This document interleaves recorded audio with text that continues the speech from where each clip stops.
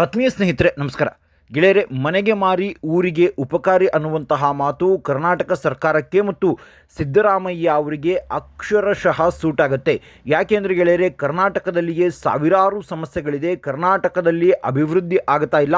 ಕರ್ನಾಟಕದಲ್ಲಿ ಬಹಳಷ್ಟು ಸಮಸ್ಯೆಗಳಿದ್ದರೂ ಕೂಡ ಸಿದ್ದರಾಮಯ್ಯನವರು ಕರ್ನಾಟಕ ಜನರ ತೆರಿಗೆ ಹಣವನ್ನು ಕೇರಳದ ಎಲೆಕ್ಷನ್ ಫಂಡ್ಗಾಗಿ ವಿನಿಯೋಗಿಸ್ತಾ ಇದ್ದಾರೆ.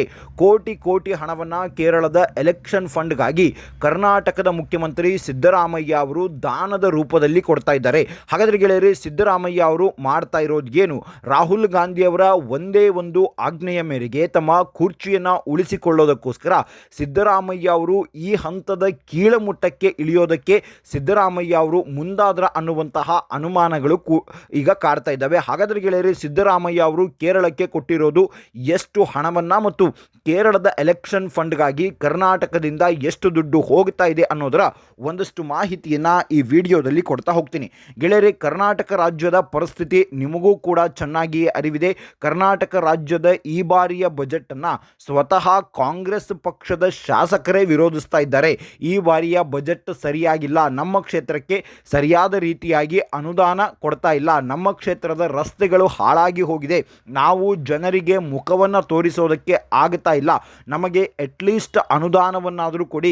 ಸರ್ಕಾರ ಬಂದು ಹತ್ತತ್ರ 3 ವರ್ಷ ಆಗ್ತಾ ಬಂದರೂ ಕೂಡ ನಮಗೆ 1 ರೂಪಾಯಿ ಕೂಡ ಅನುದಾನ ಸಿಗ್ತಾ ಇಲ್ಲ. ನಮ್ಮ ಕ್ಷೇತ್ರದ ರಸ್ತೆಗಳನ್ನು ನಾವು ಸರಿಯಾಗಿ ಮಾಡೋದಕ್ಕಾಗ್ತಾ ಇಲ್ಲ. ನಮ್ಮ ಕ್ಷೇತ್ರದಲ್ಲಿರುವಂತಹ ಸಣ್ಣ ಪುಟ್ಟ ಅಭಿವೃದ್ಧಿ ಕಾರ್ಯಗಳನ್ನು ಕೂಡ ಮಾಡೋದಕ್ಕಾಗ್ತಾ ಇಲ್ಲ. ನಾವು ಕೇವಲ ಹೆಸರಿಗೆ ಮಾತ್ರ MLAಗಳಾಗಿದ್ದೀವಿ, ಆದರೆ ನಮ್ಮ ಬಳಿ ದುಡ್ಡಿಲ್ಲ ಅನ್ನುವಂತಹ ಒಂದು ಅಳಲನ್ನು ಸ್ವತಃ ವಿಧಾನಸೌಧದಲ್ಲಿ ಮತ್ತು ಸದನದಲ್ಲಿಯೇ ಕಾಂಗ್ರೆಸ್ ಪಕ್ಷದ ಶಾಸಕರು ತೋಡಿಕೊಳ್ತಾ ಇದ್ದಾರೆ. ಗೆಳೆಯರೆ, ವಿರೋಧ ಪಕ್ಷದ ಶಾಸಕರು ತೋಡಿಕೊಳ್ಳೋದ್ರಲ್ಲಿ ಅದರಲ್ಲಿ ಅರ್ಥ ಇದೆ. ಏನು ಅಂದರೆ, ಅವರು ವಿರೋಧ ಪಕ್ಷದವರು ಸರ್ಕಾರ ಅನುದಾನ ಕೊಟ್ಟಿಲ್ಲ ಅಂತ ಹೇಳಬಹುದು. ಆದರೆ ಅವರದ್ದೇ ಪಕ್ಷದ ಶಾಸಕರು ಈ ರೀತಿಯಾಗಿ ತೋಡಿಕೊಳ್ತಾ ಇದ್ದಾರೆ. ಇನ್ನು ಕಳೆದ ವರ್ಷವೂ ಕೂಡ ಕಾಂಗ್ರೆಸ್ ಪಕ್ಷದ ಎಷ್ಟೋ ಜನ ಹಿರಿಯ ಶಾಸಕರು ಕೂಡ ತಲೆ ಜಜ್ಕೊಂಡಿದ್ರು. ಈ ಗ್ಯಾರಂಟಿಯನ್ನು ನಿಲ್ಲಿಸಿಬಿಡಿ, ನಮಗೆ ಸಾಕಾಗಿ ಹೋಗಿದೆ, ನಮ್ಮ ಕ್ಷೇತ್ರದಲ್ಲಿ ಅಭಿವೃದ್ಧಿ ಮಾಡೋದಕ್ಕಾಗ್ತಾ ಇಲ್ಲ, ಜನ ನಮಗೆ ಕೇಳಿದ್ರೆ ನಮಗೆ ಉತ್ತರ ಕೊಡೋದಕ್ಕಾಗ್ತಾ ಇಲ್ಲ, ಅಂತಹ ಸ್ಥಿತಿಯಲ್ಲಿದ್ದೀವಿ, ಬೇಕಾದರೆ ನಮ್ಮ ರಾಜೀನಾಮೆಯನ್ನು ಕೂಡ ಪಡೆದುಕೊಂಡು ಬಿಡಿ ಅಂತ ಕಾಂಗ್ರೆಸ್ ಪಕ್ಷದ ಹಿರಿಯ ಶಾಸಕರೇ ಹೇಳಿದರು. ಇಂತಹ ಪರಿಸ್ಥಿತಿ ರಾಜ್ಯದಲ್ಲಿದೆ. ರಾಜ್ಯದಲ್ಲಿ 5,000 ಕೋಟಿ ಗೃಹಲಕ್ಷ್ಮಿ ಹಣವನ್ನು ಎಗರಿಸಲಾಗಿದೆ. ಗೃಹಲಕ್ಷ್ಮಿ ಹಣ 5,000 ಕೋಟಿ ಎಲ್ಲಿ ಹೋಯಿತು ಏನು ಅನ್ನೋದು ಕೂಡ ಗೊತ್ತಿಲ್ಲ. ಆ 5,000 ಕೋಟಿಯನ್ನು ಮತ್ತೆ ಹಾಕ್ತೀವಿ, ಕಣ್ತಪ್ಪಿನಿಂದ ಆಗಿದೆ ಅನ್ನುವಂತಹ ಸಮಜಾಯಿಷಿ ಕೊಟ್ಟರು. ಆದರೆ ಇದುವರೆಗೂ ಕೂಡ ಆ 5,000 ಕೋಟಿ ಗೃಹಲಕ್ಷ್ಮಿ ಹಣದ ಒಂದು ದುಡ್ಡು ಏನಿದೆಯಲ್ಲ, ಅದು ಯಾವ ಫಲಾನುಭವಿಗೂ ಕೂಡ ಇದುವರೆಗೂ ಜಮಾ ಆಗಿಲ್ಲ. ಆನಂತರ ಯುವ ನಿಧಿಯನ್ನು ಮರ್ತೇ ಬಿಡಬೇಕು, ಕೇವಲ ಹೆಸರಿಗೆ ಮಾತ್ರ ಯುವ ನಿಧಿ ಅನ್ನುವಂತಹ ಒಂದು ಗ್ಯಾರಂಟಿಯನ್ನು ತಂದರು. ಆದರೆ ಆ ಗ್ಯಾರಂಟಿ ಯಾವುದಕ್ಕೂ ಕೂಡ ಯೂಸ್ ಆಗ್ತಾ ಇಲ್ಲ, ಯುವಕರ ಅಕೌಂಟ್ಗೆ ದುಡ್ಡು ಬರ್ತಾ ಇಲ್ಲ. ಇನ್ನು ಅಕ್ಕಿಯ ವಿಚಾರಕ್ಕೆ ಬರ್ತೀನಿ ಗೆಳೆಯರೆ, ಅಕ್ಕಿಯ ವಿಚಾರದಲ್ಲಿಯೂ ಕೂಡ ಕಳೆದ 3-4 ತಿಂಗಳಿನಿಂದ ದುಡ್ಡು ಬರ್ತಾ ಇಲ್ಲ. ಇನ್ನು ರಾಜ್ಯದ ಪರಿಸ್ಥಿತಿಯಂತೂ ಯಾವ ಮಟ್ಟಿಗೆ ಹೀನಾಯವಾಗಿದೆ ಅಂದರೆ, ಸರ್ಕಾರಿ ನೌಕರರಿಗೆ ಸಂಬಳ ಕೊಡೋದಕ್ಕಾಗ್ತಾ ಇಲ್ಲ, BBMP ವ್ಯಾಪ್ತಿಯಲ್ಲಿ ಸ್ಮಶಾನ ಸಿಬ್ಬಂದಿಗಳಿಗೆ ಸಂಬಳ ಕೊಡೋದಕ್ಕಾಗ್ತಾ ಇಲ್ಲ, ನಮ್ಮ KSRTC ನೌಕರರಿಗೆ ಸಂಬಳ ಕೊಡೋದಕ್ಕಾಗ್ತಾ ಇಲ್ಲ, ಆನಂತರ D ಗ್ರೂಪ್ ಉದ್ಯೋಗಿಗಳಿಗೆ ಸಂಬಳವನ್ನು ಕೊಡೋದಕ್ಕಾಗ್ತಾ ಇಲ್ಲ. ಒಟ್ಟಾರೆಯಾಗಿ ರಾಜ್ಯ ಆರ್ಥಿಕ ದಿವಾಳಿಯತ್ತ ಬಂದು ನಿಂತಿದೆ. ಒಂದು ಕಡೆ ಗ್ಯಾರಂಟಿ ಸರಿಯಾಗಿ ಹೋಗ್ತಾ ಇಲ್ಲ. ಈ ಗ್ಯಾರಂಟಿಯಿಂದಾಗಿ ಸರ್ಕಾರ KSRTCಗೆ ಕೊಡಬೇಕಾದ ಹಣವನ್ನು ಕೂಡ ಕೊಟ್ಟಿಲ್ಲ. ಆನಂತರ ವಿದ್ಯುತ್ ನಿಗಮ ಮಂಡಳಿಗಳು ಕೂಡ ಈಗ ಆ ಒಂದು ಗೃಹಜ್ಯೋತಿ ಯೋಜನೆಯನ್ನು ಕ್ಯಾನ್ಸಲ್ ಮಾಡೋದಕ್ಕೆ ನಿಂತಿದೆ.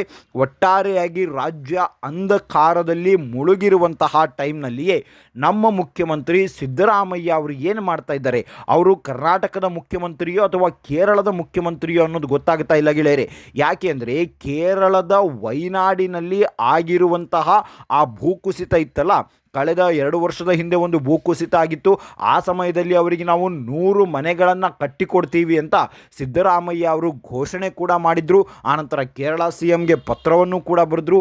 ಈಗ ಸಿದ್ದರಾಮಯ್ಯನವರು ಹೆಚ್ಚುವರಿಯಾಗಿ 10 ಕೋಟಿ ಮತ್ತು ಅದಕ್ಕಿಂತ ಹೆಚ್ಚಿನ ಹಣ ಬೇಕು ಅಂದರೆ ನಿರೀಕ್ಷೆ ಮಾಡಿ ಅನ್ನುವಂತಹ ಒಂದು ಪತ್ರವನ್ನು ಕಳುಹಿಸಿಕೊಟ್ಟಿದ್ದಾರೆ. ಆಲ್ರೆಡಿ 10 ಕೋಟಿ ಹಣವನ್ನು ಮಂಜೂರು ಮಾಡಿದ್ದಾರೆ. 10 ಕೋಟಿ ಹಣ ಯಾರಪ್ಪನ ಮನೆಯ ದುಡ್ಡು ಅಂತ ಇವರು ಇವರು ಮಂಜೂರು ಮಾಡ್ತಾರೆ. ಇದು ಕರ್ನಾಟಕದ ಜನರು ತೆರಿಗೆ ಕಟ್ಟಿರುವಂಥ ಹಣ. ಕರ್ನಾಟಕದಲ್ಲಿ ಬೆಲೆ ಏರಿಕೆಗಳಿಂದ ಸಾಕಾಗಿ ಹೋಗಿದೆ. ಎಲ್ಲ ಬೆಲೆಗಳು ಏರಿಕೆ ಆಗ್ತಾ ಇದೆ, ತೆರಿಗೆಯನ್ನು ಜಾಸ್ತಿ ಮಾಡಲಾಗ್ತಾ ಇದೆ. ಅದನ್ನು ಹೇಗೋ ಗ್ಯಾರಂಟಿಗೆ ವಿನಿಯೋಗಿಸಿ ನಮ್ಮ ರಾಜ್ಯದವರಿಗೆ ಏನೋ ಇವರು ಮಾಡ್ತಾರೆ ಅಂದರೆ ಕೇರಳಕ್ಕೆ ಹೋಗಿ ಅದು ಕೂಡ ವಯನಾಡು ಕ್ಷೇತ್ರದ ಜನರಿಗೆ ಮಾತ್ರ 10 ಕೋಟಿ ಹಣವನ್ನು ಈಗ ಸಿದ್ದರಾಮಯ್ಯ ಅವರು ಘೋಷಿಸಿದ್ದಾರೆ. ಗೆಳೆಯರೆ, ಏನು ಅಂದುಕೊಂಡಿದ್ದಾರೆ? ಬೇಕಂದರೆ ಇವರ ತಮ್ಮ ಸ್ವಂತ ಆಸ್ತಿಯಲ್ಲಿ 10 ಕೋಟಿನಾದರೂ ಕೊಟ್ಕೊಳ್ಳಿ, 100 ಕೋಟಿನಾದರೂ ಕೊಟ್ಕೊಳ್ಳಿ, ಅಥವಾ 1000 ಕೋಟಿ ಆದರೂ ಕೊಟ್ಕೊಳ್ಳಿ, ಯಾರೂ ಕೇಳೋದಿಲ್ಲ. ಆದರೆ ಕರ್ನಾಟಕ ಜನರ ತೆರಿಗೆಯ ಹಣವನ್ನು ಇವರು ಕೇರಳಕ್ಕೆ ಯಾಕೆ ಕೊಡಬೇಕು? ಅದು ಕೂಡ ಎಂತಹ ಟೈಮ್ನಲ್ಲಿ ಕೊಟ್ಟಿದ್ದಾರೆ ಅಂದರೆ ಕೇರಳದಲ್ಲಿ ಈಗ ಎಲೆಕ್ಷನ್ ಅನೌನ್ಸ್ ಆಗಿದೆ. ಎಲೆಕ್ಷನ್ ಫಂಡ್ ರೀತಿಯಲ್ಲಿ ಕೇವಲ 10 ಕೋಟಿ ಹಣವನ್ನು ಕೊಟ್ಟಿದ್ದಾರೆ. ಗೆಳೆಯರೆ, ಈ 10 ಕೋಟಿ ಕೇವಲ ಅಂತ ಪದವನ್ನು ಯಾಕೆ ಬಳಸಿದೆ ಅಂದರೆ ಇದು ಅಧಿಕೃತವಾಗಿ ಲೆಕ್ಕ ಸಿಕ್ಕಿರುವ ಹಣ. 10 ಕೋಟಿ ಹಣವನ್ನು ಕೊಟ್ಟಿರೋದು. ಆದರೆ ಲೆಕ್ಕ ಸಿಗದೆ ಇನ್ನು ಎಷ್ಟೆಷ್ಟು ಕೋಟಿ ಕೊಟ್ಟಿದ್ದಾರೆ. ಯಾಕೆ ಅಂದರೆ ಅಲ್ಲಿ ಪ್ರಿಯಾಂಕಾ ವಾದ್ರಾ ಅವರು ಸಂಸದರಾಗಿದ್ದಾರೆ. ರಾಹುಲ್ ಗಾಂಧಿಯವರ ನೆಚ್ಚಿನ ಕ್ಷೇತ್ರ. ತಮ್ಮ CM ಕುರ್ಚಿಯನ್ನು ಉಳಿಸಿಕೊಳ್ಳೋದಕ್ಕೋಸ್ಕರ ಇಲ್ಲಿಂದ ಅಲ್ಲಿಗೆ ಹಣವನ್ನು ಕೊಡಬೇಕಾ? ಇಲ್ಲಿ ನಮ್ಮ ರಾಜ್ಯದಲ್ಲಿ ಬರ ಪರಿಹಾರಕ್ಕಾಗಿ ನಮ್ಮ ರೈತರು ದಿನ ಆಸೆಗಣ್ಣಿಂದ ನೋಡ್ತಾ ಇದ್ದಾರೆ ಯಾವಾಗ ಪರಿಹಾರ ಬರುತ್ತೆ ಅಂತ. ಆದರೂ ಕೂಡ ಇವರಿಗೆ ಯಾವ ಒಂದು ನಮ್ಮ ರಾಜ್ಯದ ರೈತರ ಬಗ್ಗೆ ಕಾಳಜಿಯೇ ಇಲ್ಲ. ಇಲ್ಲಿ ಬೆಳೆ ಹಾನಿಯಾಗಿದೆ, ಅದಕ್ಕೆ ಬರಬೇಕಾಗಿರುವಂತಹ ಪರಿಹಾರದ ಹಣ 3 ವರ್ಷದಿಂದಲೂ ಕೂಡ ಬಂದಿಲ್ಲ.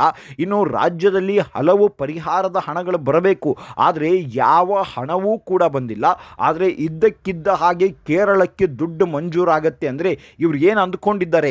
ಕರ್ನಾಟಕವನ್ನು ಲೂಟಿ ಮಾಡೋದಕ್ಕೆ ಇವ್ರು ನಿಂತ್ಕೊಂಡಿದ್ದಾರಾ ಅನ್ನುವಂತಹ ಒಂದು ಮಾತು ಈಗ ನೆನಪಾಗುತ್ತೆ ಗೆಳೆಯರೆ. ಯಾಕೆಂದರೆ ಸಿದ್ದರಾಮಯ್ಯ ಅವರು ಈ ಹಿಂದೆ ಈ ತರಹದ ಕೆಲಸವನ್ನು ಮಾಡ್ತಾ ಇರಲಿಲ್ಲ. ತಮ್ಮ ಕುರ್ಚಿಯ ಹಪಾಹಪಿಗೋಸ್ಕರ ರಾಹುಲ್ ಗಾಂಧಿ ಅವರ ನೆಚ್ಚಿನ ಕ್ಷೇತ್ರ, ಪ್ರಿಯಾಂಕಾ ವಾದ್ರಾ ಅವರು ಸಂಸದರಾಗಿರುವಂತಹ ಕ್ಷೇತ್ರಕ್ಕೆ ಕೋಟಿ ಕೋಟಿ ಹಣವನ್ನು ಯಾರಪ್ಪನ ಮನೆ ದುಡ್ಡು ಅನ್ನೋ ತರಹದಲ್ಲಿ ದಾನ ಮಾಡ್ತಾ ಇದ್ದಾರೆ.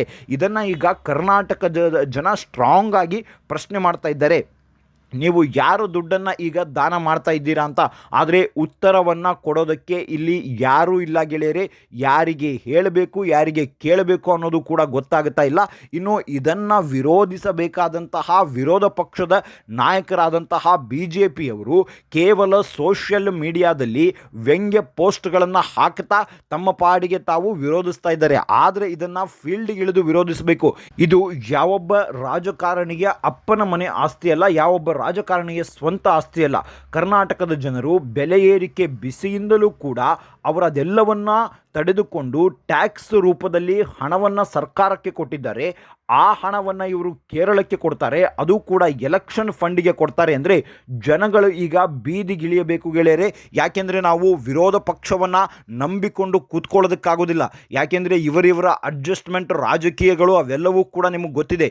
ಇದನ್ನು ಸ್ಟ್ರಾಂಗ್ ಆಗಿ ವಿರೋಧ ಪಕ್ಷ ಸದನದಲ್ಲಿಯೇ ವಿರೋಧಿಸಬೇಕಾಗಿತ್ತು. ಆದರೆ ವಿರೋಧ ಪಕ್ಷ ಅದ್ಯಾವ ಕೆಲಸವನ್ನು ಕೂಡ ಮಾಡ್ತಾ ಇಲ್ಲ. ಕರ್ನಾಟಕದಲ್ಲಿ ಪರಿಸ್ಥಿತಿ ಏನಾಗ್ತಾ ಇದೆ ಅನ್ನೋದು ಯಾರಿಗೂ ಕೂಡ ಅರ್ಥ ಆಗ್ತಾ ಇಲ್ಲ. ಇವರಿವರ ರಾಜ್ಯಭಾರ, ಇವರಿವರ ತುಘಲಕ್ ರಾಜ್ಯಭಾರ ಇವರಿಗೆ ಬಹಳ ಚೆನ್ನಾಗಿ ಒಗ್ಗಿ ಹೋಗಿದೆ. ಒಟ್ಟಾರೆಯಾಗಿ ಕರ್ನಾಟಕವನ್ನು ಸರ್ವನಾಶ ಮಾಡೋದಕ್ಕೆ ಕರ್ನಾಟಕದ ಆಡಳಿತ ಪಕ್ಷ ಮತ್ತು ವಿರೋಧ ಪಕ್ಷ ಎರಡೂ ನಿಂತ್ಕೊಂಡಿದೆ. ಇದು ಗೆಳೆಯರೆ, ಕೇರಳಕ್ಕೆ ಸಿದ್ದರಾಮಯ್ಯ ಅವರು ಎಲೆಕ್ಷನ್ ಫಂಡ್ ಆಗಿ ಕೋಟಿ ಕೋಟಿ ಹಣವನ್ನು ಕರ್ನಾಟಕ ರಾಜ್ಯದ ಜನರ ತೆರಿಗೆ ಹಣವನ್ನು ಕೊಡ್ತಿರೋದರ ಬಗ್ಗೆ ಒಂದಷ್ಟು ಮಾಹಿತಿ. ಮುಂದಿನ ವಿಡಿಯೋದಲ್ಲಿ ಮತ್ತಷ್ಟು ಮಾಹಿತಿಯ ಜೊತೆಗೆ ಬರ್ತೀನಿ. ಅಲ್ಲಿವರೆಗೂ ಜೈ ಹಿಂದ್, ಜೈ ಕರ್ನಾಟಕ.